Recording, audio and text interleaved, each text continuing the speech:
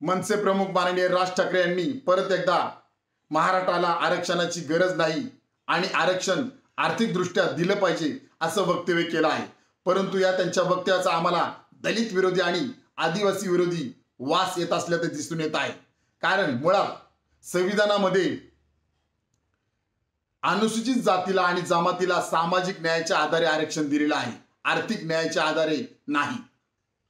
आणि अनुसूचित जातीला आणि जमातीला जे आरक्षण मिळत आहे संविधानाच्या माध्यमातून हे राज ठाकरेंना पटत नसेल, म्हणूनच त्यांनी असं वक्तव्य केलं आहे आणि याचमुळे त्यांच्या पोटात दुखत आहे असं आम्हाला वाटत आहे।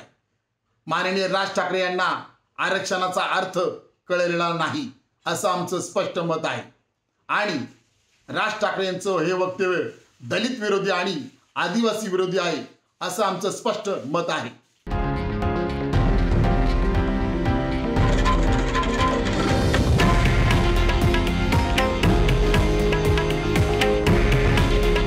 हे आहे देशातील नंबर 1 न्यूज नेटवर्क आणि आपण पाहत आहात TV9 मराठी।